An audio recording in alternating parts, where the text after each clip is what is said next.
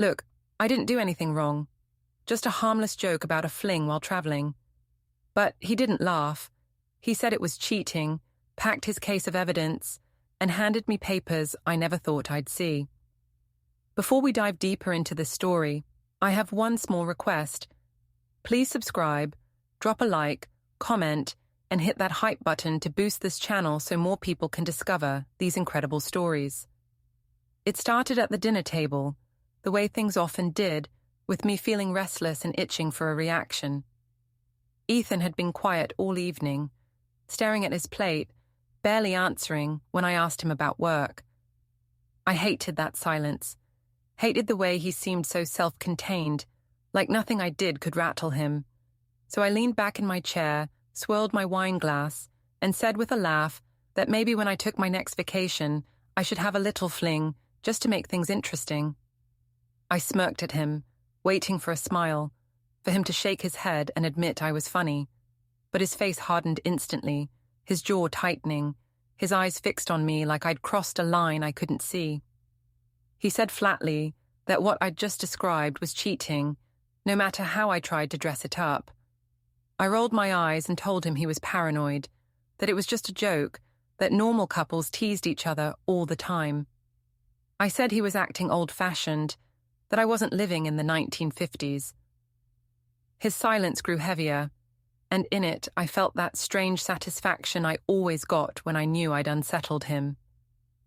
Later that week, I told the story again, this time at a restaurant with a group of co-workers. Damien was there, leaning across the table with that sly grin he always wore, and he loved my story more than anyone. I exaggerated Ethan's reaction, saying he had frozen at the table like I'd suggested a crime, that he had practically sulked like a child. Everyone laughed, and I laughed with them, loud and carefree, feeding on the attention. Damien lifted his glass and toasted to vacation flings, smirking as he said some people just couldn't handle a little fun. I told myself it was harmless, just words, but part of me liked the sting I knew Ethan would feel if the story ever found its way back to him, and I knew it would, because gossip never stayed contained. At the clinic, Melissa asked me casually if it was true that I had told Ethan I wanted a fling. I laughed loudly, waving it off, saying he was paranoid, that he couldn't take a joke. I added that he was always so controlling, always worried about appearances. Melissa chuckled, but her eyes held something sharp, a kind of judgment she didn't bother to hide. I brushed it off and told myself she was jealous, that people didn't like women who spoke their minds. Still, as I walked down the hall, I heard the whispers trailing behind me. I told myself I didn't care, but inside, a small knot of unease twisted tighter. Sunday dinner at Margaret and Harold's was worse. We arrived together, but Ethan said almost nothing the entire drive. I filled the silence with chatter, saying he was sulking because I made a harmless joke, insisting he was being dramatic. When we walked into his parents' house, the air felt tense, as if the walls themselves already knew what I'd said. We sat down, plates filled, and before anyone could even pass the bread, Margaret looked across the table and asked if it was true I had been joking about having a fling on vacation. Her tone was sharp, her eyes narrowing. I forced a laugh, saying people were exaggerating, that I was only teasing, that Ethan was making a mountain out of nothing. She didn't smile. Harold shifted uncomfortably, muttering that marriage vows weren't something to make light of. I snapped that they were biased, that they had never liked me, that they clung to old values that didn't fit the world anymore. Naomi, who had tagged along, tried to help, saying Ethan always took things too seriously, that men couldn't handle strong women. I seized on her words, repeating them with a smirk, but the atmosphere in the room didn't soften. If anything, the silence grew sharper. Amelia sat quietly through the entire meal, pushing her food around, her eyes fixed on her plate. At one point, I tried to take her hand, to smile at her, but she pulled it back quickly, her lips pressed tight. My chest tightened, but I forced another laugh, pretending not to notice. Margaret caught the movement, and her disapproving stare made my skin crawl.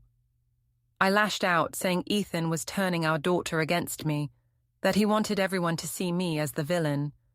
But even Naomi's laughter couldn't cover the chill in the room. Halfway through the meal, Ethan finally stood. He set his fork down, folded his napkin, and without raising his voice, said he was leaving. He walked to the hallway, and when he returned, he carried Amelia's small overnight bag and his own duffel. My breath caught. I hadn't even realized he had packed them before dinner. Amelia slid off her chair immediately, her eyes down, her little hand slipping into his without hesitation. I demanded to know where he thought he was going, my voice sharp and high, but he didn't answer. He simply thanked his parents and walked out the door, Amelia by his side. The silence after they left was suffocating. Margaret looked at me with scorn, saying I had finally pushed him too far. Harold excused himself quietly, while Naomi shifted uneasily, her earlier confidence fading. I tried to laugh, saying he was being dramatic, that he would come back once he cooled off, but my voice shook, and the sound rang hollow even in my own ears. Driving home alone that night, the image of Ethan's steady hand on Amelia's shoulder burned in my mind. He hadn't shouted, hadn't slammed doors, hadn't called me names. He had simply acted, and that terrified me more than anything. When I woke the next morning, the house was unbearably quiet. No sound of Amelia's cartoons humming from the living room, no smell of coffee drifting from the kitchen, no footsteps from Ethan moving with his usual steady rhythm. I walked from room to room, telling myself he had just taken her to school early, that they'd be back before dinner, but the absence was sharp and complete. Her backpack was gone, her favorite blanket missing from the couch, his shoes and coat stripped from the entryway. My heart pounded, but I forced myself to laugh, saying aloud that he was being theatrical, that he wanted to punish me for a joke. I poured coffee and sat at the table, but my hands trembled so badly, the cup rattled against the saucer. I called Naomi, launching straight into the story, insisting Ethan was trying to scare me. She gasped, then said, men always pulled stunts when they felt their pride was wounded, that I shouldn't worry because no court would side with him over words. Her confidence calmed me for a moment, wrapping me in the same bravado I leaned on whenever doubt crept in. I told myself Ethan would be back within days, begging for normalcy, embarrassed for overreacting. By midday, though, my phone buzzed with a message from Margaret. It wasn't long, just a sharp sentence asking if I was proud of myself now that Ethan had left with Amelia. I stared at the words until they blurred, then slammed the phone onto the counter. I told myself she had always hated me, that she wanted me to fail, that she was gloating over a small family spat. Still, her words burrowed into me, needling against the thin wall of denial I had built. When co-workers asked if everything was all right at home, I waved them off with a loud laugh, saying Ethan was paranoid, that he couldn't handle a confident wife. I framed myself as the victim of a man too insecure to laugh at a harmless joke. They nodded, but their eyes betrayed them, skeptical and distant. I left the clinic early, unable to bear the whispers. That evening, I drove to the Varro family house, determined to retrieve Amelia. I rehearsed my speech in the car, telling myself I would shame Ethan into giving up this little act. Margaret opened the door, her arms crossed, her face set like stone. She said Amelia was asleep upstairs, that Ethan didn't want me disturbing her. I snapped that she had no right to keep my daughter from me, that she was feeding Ethan's paranoia. Margaret didn't move, didn't raise her voice, just told me that Ethan had already spoken with a lawyer. The words knocked the breath from my chest. I forced a laugh, saying she was bluffing, that Ethan wouldn't dare, but Margaret's eyes told me otherwise. When Harold appeared behind her, shaking his head with quiet disappointment, I felt cornered. I left with my pride intact, telling myself I wouldn't give them the satisfaction of seeing me beg. Back at the apartment, Naomi sat on the couch with a bottle of wine waiting. I poured out my fury, pacing the room, railing against Ethan, Margaret, Harold, all of them. Naomi repeated her refrain, men bluff, Courts never side against mothers. I clung to her words like a lifeline, but even she hesitated when I told her about the mention of a lawyer. Her face flickered with unease before she smoothed it over with another laugh. I ignored that flicker, desperate to believe her certainty. 2 days later, I tried again. I arrived at the family home during the afternoon, pounding on the door until Ethan opened it. He didn't yell, he didn't scowl. He simply handed me an envelope and told me I could find what I needed inside. I tore it open on the porch, my eyes scanning the lines.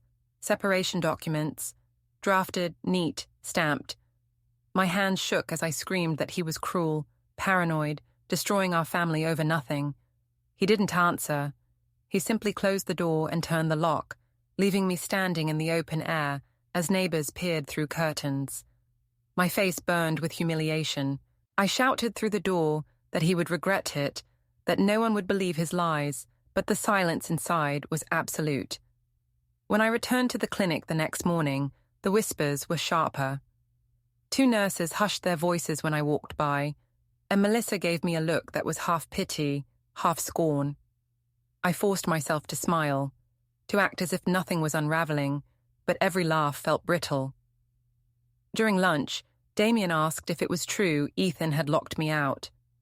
I smirked, saying Ethan was insecure, that he couldn't handle a modern woman joking about freedom. Damien chuckled, saying maybe I was too much for him. His words made me feel powerful for a moment, but I noticed others at the table exchange glances, their amusement tinged with discomfort. My story was spreading faster than I could control it. That weekend, I went to Amelia's school at dismissal, telling myself I could still win her back, that she would choose me if given the chance. I stood at the gate, smiling brightly, calling her name as children spilled out. She stopped when she saw me, her small face tight, her backpack hanging crooked on her shoulders. My heart leapt as I opened my arms, but Ethan appeared behind her, his hand resting gently on her shoulder. She glanced up at him, then whispered she wanted to go home with Daddy. The rejection sliced through me, leaving me breathless. Parents nearby slowed their steps, their whispers cutting into my skin like blades. I shouted that Ethan was poisoning her against me, that he was cruel, but Amelia clung tighter to his side, her face buried in his sleeve. Ethan didn't raise his voice, didn't argue. He simply guided her away, leaving me standing there shaking with fury and humiliation. That night, I sat in the apartment staring at the separation papers, my chest burning. I whispered to myself that it had been just a joke, nothing more, that he was paranoid, that no court would believe him. But my own words felt hollow, echoing back at me in the empty room. The silence was louder than my laughter had ever been, and for the first time, I felt the edges of fear creeping in. I decided that if Ethan wanted to play the role of the calm, wounded husband, I would outshine him by controlling the story. I told myself the only reason people were whispering was because they hadn't heard my side, so I began repeating it everywhere, at work, with friends, even on social media. I said Ethan had always been insecure, that he twisted harmless jokes into betrayals, that I had made one light comment about a vacation fling, and he had turned it into a campaign to paint me as unfaithful. I wrote a post about women not being allowed to speak their minds without being called immoral. And while some friends left laughing emojis and supportive words, others were silent. The silence worried me, but I told myself it was because they didn't understand. I crafted my words to make Ethan look like the paranoid villain, but even as I typed, a part of me wondered how much damage I was doing to myself. At the clinic, the tension grew worse. Melissa avoided sitting with me at lunch, and 2 other co-workers whispered as I passed. I snapped at them, asking if they had something to say, and one of them muttered that I should be more careful about what I bragged about online. My face burned, but I laughed it off, saying Ethan must have been gossiping because he couldn't fight me directly. Still, when I returned to my office, my hands shook. I texted Naomi, telling her people were against me, that Ethan was poisoning everyone.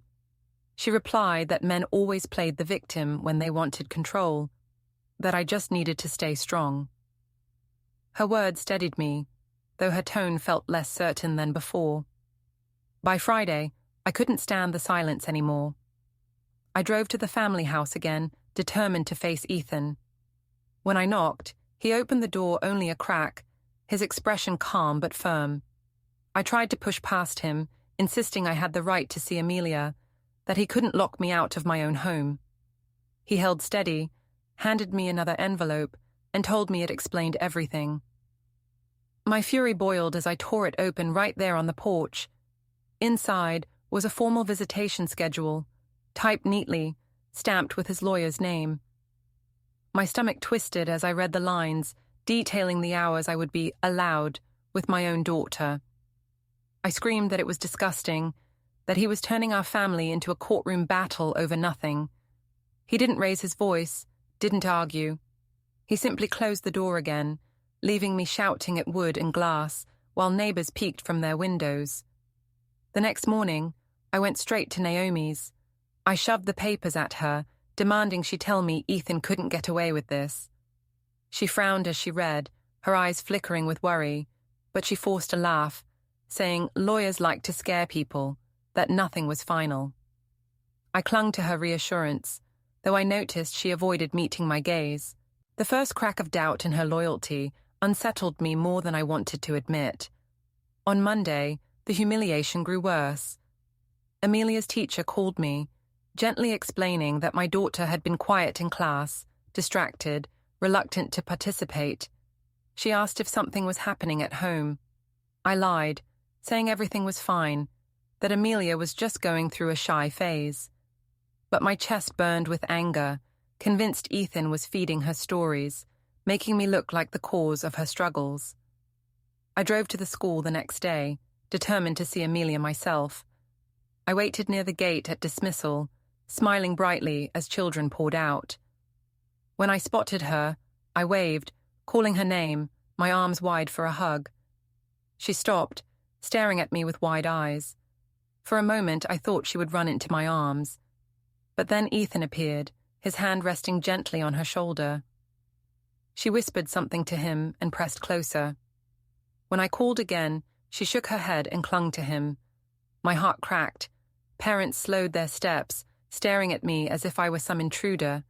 I shouted that Ethan was poisoning her against me, but she buried her face against his side. He didn't respond, didn't argue. He just led her to the car and drove away. I returned home seething, only to find another envelope in my mailbox. Inside was the official filing for temporary custody. The seal and stamp mocked me, proof that Ethan wasn't bluffing. My throat closed as I read the words: legal petitions, hearings, schedules. I whispered to myself that it was still just a joke, that no one could destroy a marriage over something so harmless. But the words looked back at me in black and white, undeniable. Later that night, Naomi came by. I ranted, pacing the living room, waving the papers in her face. I told her Ethan was trying to erase me, that he was paranoid, controlling, cruel. She nodded, but her silence between words gave her away. Finally, she said softly that maybe I should take it more seriously, that courts didn't waste time if there wasn't something behind the claims. I snapped at her, accusing her of taking Ethan's side, of abandoning me. She held up her hands, telling me she was only trying to help, but the doubt in her voice enraged me.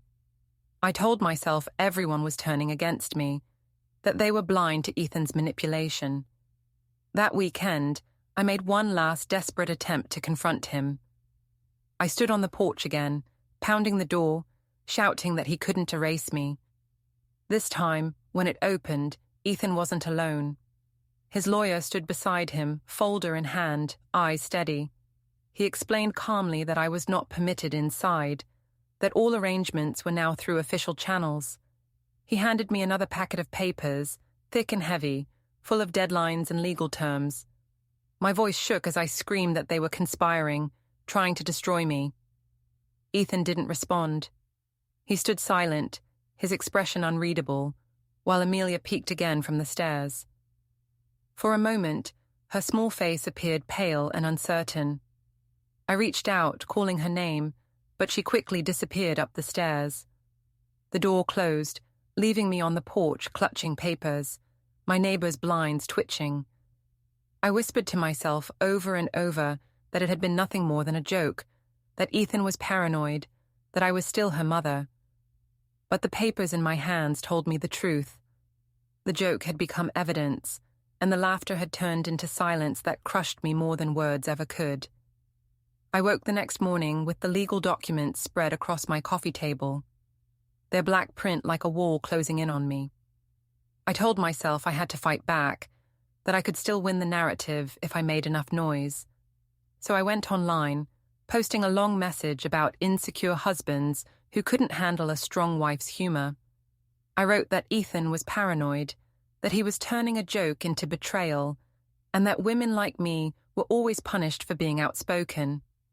At first, a few friends liked the post, leaving laughing emojis or supportive words, but others stayed silent, and silence on social media was louder than any insult. My chest tightened, though I told myself they were just afraid of siding against a man. I kept refreshing the page, desperate for validation, but every hour that passed without comments felt like the ground giving way beneath me. At work, the atmosphere was worse. Melissa barely said hello. 2 nurses who once invited me to lunch now whispered in corners, their eyes darting toward me before quickly looking away. Damien still smirked whenever he saw me, and one afternoon he leaned across the break room table and joked that maybe I really did need a vacation fling. I forced a laugh, but I noticed the way another coworker shook her head, muttering that some people didn't know when to stop. Their judgment clung to me like a shadow, but I pushed harder, laughing louder, telling myself I was still in control. That weekend, I couldn't resist showing up at Ethan's parents' house again. Naomi came with me, her presence a shield I thought would help me stand taller. Margaret opened the door, her face cold as stone. She didn't bother hiding her disdain, asking if I was proud of the chaos I'd caused. I smirked, saying she was twisting everything, that Ethan was paranoid, that I had done nothing wrong except make a harmless joke. Harold shook his head from the dining room, muttering that vows were not jokes. Margaret told me bluntly that Ethan was protecting Amelia from me, and I snapped that she had always hated me, that she was thrilled to see me stumble. Naomi tried to laugh it off, saying Ethan had always been rigid, but her words fell flat in the heavy air. Amelia sat at the table, small and silent, her fork untouched. I tried to smile at her, to reach across the table for her hand, but she pulled away quickly, her lips pressed into a thin line. My chest ached, but I forced another laugh, telling myself she was tired, that Ethan was filling her head with doubts. Margaret caught the moment and said softly that a child knew more than jokes when she saw her mother mock her father in public. The words hit harder than I wanted to admit. I lashed out, raising my voice, saying everyone was exaggerating, but the room's silence swallowed my anger. When I left that night, Naomi's face betrayed unease. In the car, she admitted that maybe Ethan was serious, that his lawyer might already be preparing a case. I barked at her for doubting me, accusing her of repeating his narrative. She held her tongue after that, staring out the window, and I realized even she was slipping away from my corner. On Monday, the blow came harder. A letter arrived from Amelia's school. Her teacher had noticed changes, quietness, distraction, signs of distress. The letter was written with gentle words, but I read them as accusations. I crumpled the paper, shouting that Ethan had planted the idea, that he was using our daughter as a weapon. I drove to the school the next day, waiting at the gate again. When Amelia emerged, I called to her, arms open. She froze, her backpack heavy on her small shoulders, and then she shook her head. Ethan appeared behind her, calm and silent, and she ran into his side. I shouted across the schoolyard that he was manipulating her, but parents nearby stared at me with sharp eyes. Amelia clung to him, whispering something I couldn't hear, and he led her to the car without looking back. My body shook with rage, but underneath it was something colder. Fear that I had lost her already. That evening, another envelope was slipped under my apartment door. My stomach turned before I even opened it. Inside were documents formalizing Ethan's petition for temporary custody. The words swam before my eyes. Supervised visitation, financial safeguards, school stability. I told myself no judge would ever take a child from her mother over a joke, but my voice sounded weak in the empty room. I called Naomi, ranting into the phone, demanding she tell me he couldn't win. She hesitated, then said softly that judges didn't act unless they had cause. I screamed at her, accusing her of betrayal, but the silence on the other end of the line told me she was done defending me. 2 days later, I tried again to confront Ethan. I stood on the porch, pounding on the door until my fists ached. When it opened, Ethan was there with his lawyer at his side. The lawyer's voice was calm, clinical, explaining that all communication now had to go through legal channels, that I was not permitted inside the home. He handed me another thick folder of documents. I screamed that they were conspiring, that Ethan was cruel and paranoid. Ethan didn't answer. He just stood there, his face calm, while Amelia peeked once more from the stairs. Her eyes met mine for the briefest moment before she turned away and disappeared up the steps. The door closed, leaving me clutching the papers in the cold air. Back in my apartment, I whispered to myself again and again that it had only been a joke, nothing more. But the folders on the table, the silence from friends, the look in my daughter's eyes, all of it told me that my laughter had become evidence, and my excuses had become nothing but noise. The law office smelled faintly of paper and polish, and I hated it the moment I stepped inside. The receptionist's polite smile felt like pity, and the way Ethan sat across the polished table with his lawyer at his side made my stomach churn. He didn't look angry, didn't look broken, just calm, his hands folded neatly, his expression unreadable. I had told myself on the drive over that I would outshine him, that I would laugh, wave away his claims, and make him look paranoid in front of professionals. But as I sat down, my palms damp, the stack of folders in front of his lawyer made my chest tighten. My own lawyer whispered for me to stay calm, but even his voice lacked confidence. I told myself over and over that it was still just a joke, but the weight of the room made the word feel hollow. The first folder opened with sworn affidavits. My co-workers' statements were read aloud, each describing how I had bragged about teasing Ethan with talk of a vacation fling, how I had laughed at his discomfort, how I had leaned into Damien's smirks as though encouraging more gossip. Hearing my own actions described so plainly made me squirm. I tried to interject, saying everyone exaggerated after a drink or two, that it was nothing serious, but the lawyer pressed on, unshaken. I leaned back, smirking, pretending their words didn't matter, but my heartbeat was hammering in my ears. Then came the texts. Naomi's name appeared on the page, my own words printed in black and white. Me calling Ethan paranoid, me mocking his reaction, me saying I wanted to push him and see how far he'd break. Reading them out loud stripped away the humor I had wrapped them in. They sounded cruel, calculated. I muttered that context mattered, that Ethan was twisting things, but the paper in front of me left no room for spin. My lawyer asked if those messages could be interpreted differently, but even he didn't sound convinced. Next were the social media posts, screenshots of my own comments projected onto the screen, jokes about open marriages, vacation flings, Ethan being too boring to understand modern ideas. People had laughed online, and I had felt validated then. Now, in this quiet office, the same words looked childish and cruel. I said social media wasn't serious, that people joked all the time. The lawyer calmly replied that words on the internet were still evidence of public humiliation.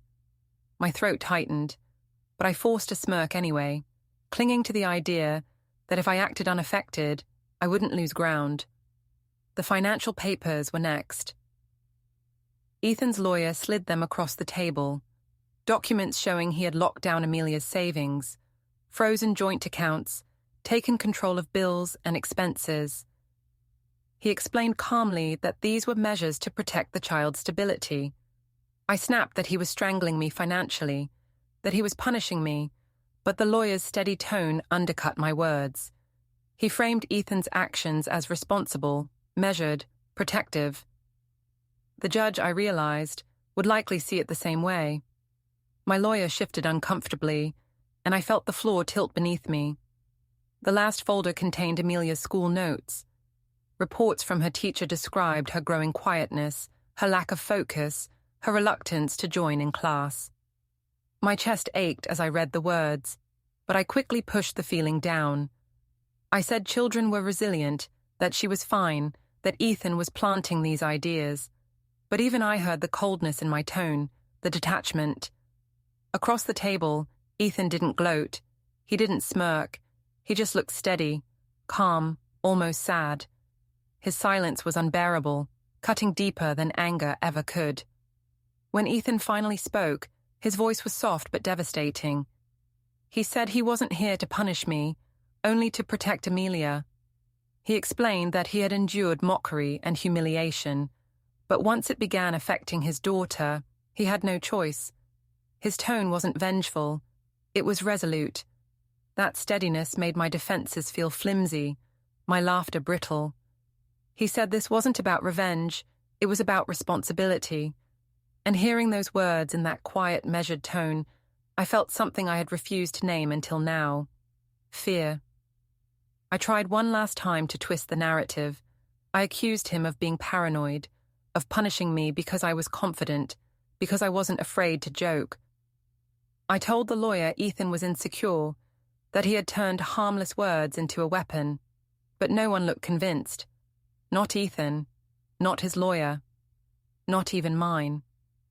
The silence after my words collapsed around me, suffocating. By the time the meeting ended, the path forward was laid out clearly. Custody petitions, financial protections, visitation schedules. Deadlines marked in neat lines, stamped, official.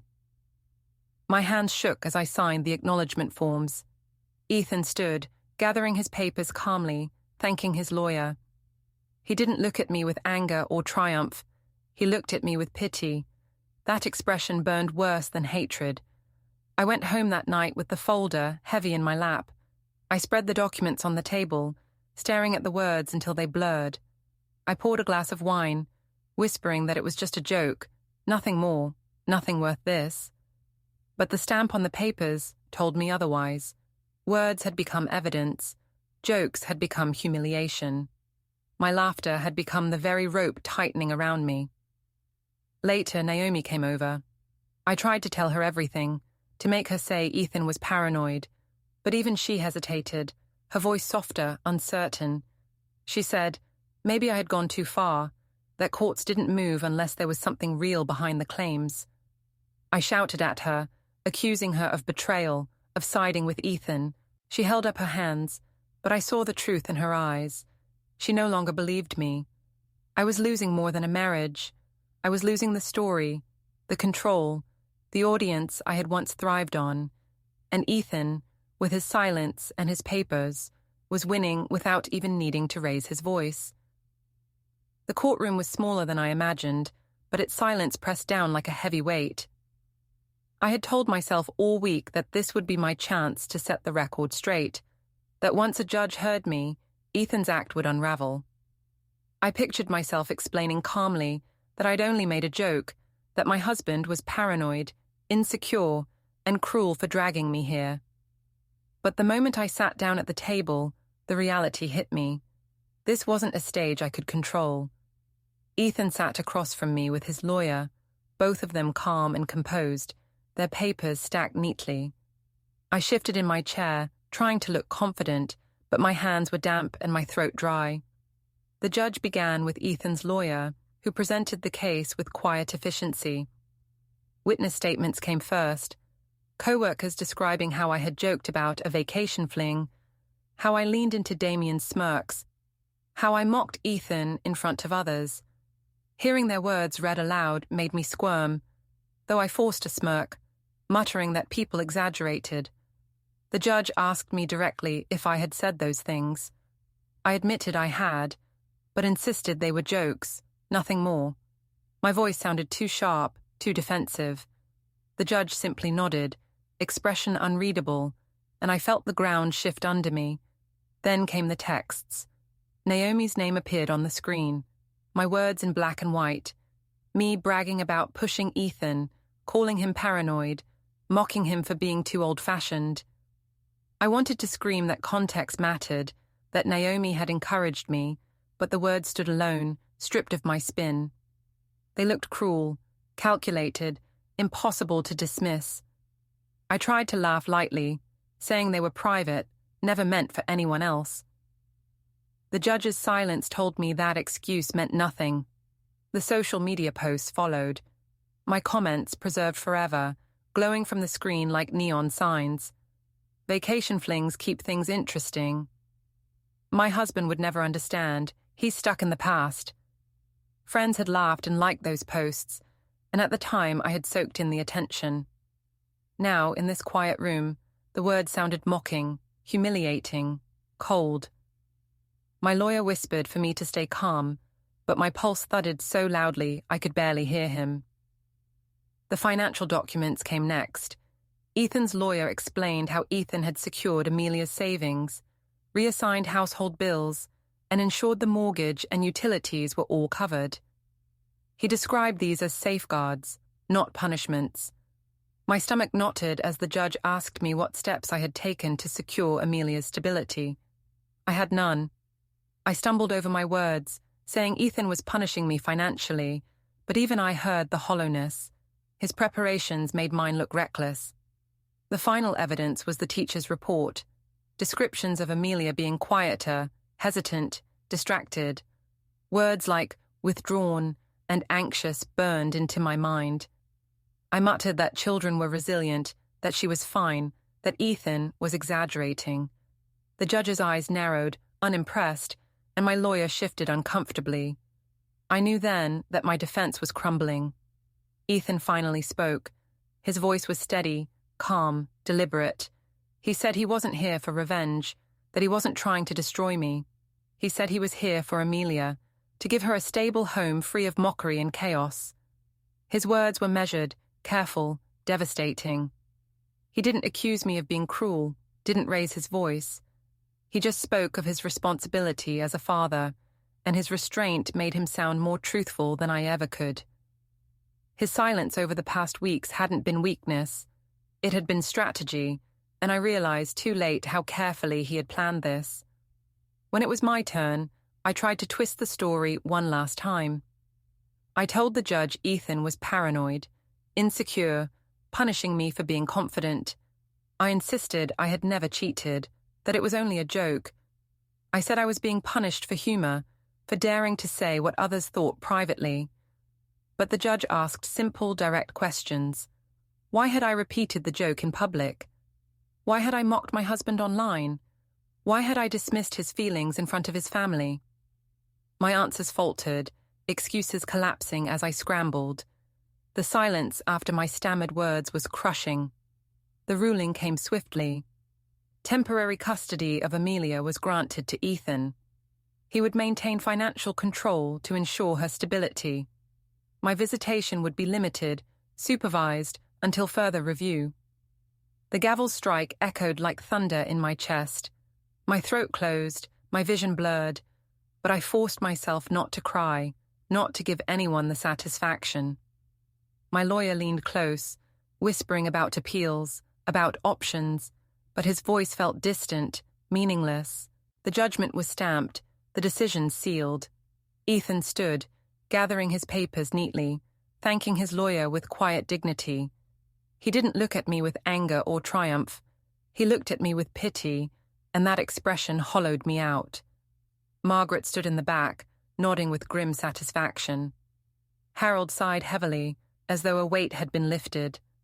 Amelia peeked in from the hallway, her small backpack still slung over one shoulder. I whispered her name, my voice cracking, but she pressed closer to Ethan, avoiding my eyes. That rejection was softer than words but sharper than any knife. When I walked out of the courthouse, the folder of papers in my hands felt heavier than stone. I whispered to myself over and over that it had only been a joke, nothing more. But the truth was undeniable. My joke had become evidence, my laughter had become humiliation, and Ethan's silence had become my undoing. The law had spoken, and his revenge, quiet, patient, lawful, was complete. Don't forget to hit like, subscribe, and turn on the bell so you don't miss the next story. Write in the comments from which city you are watching.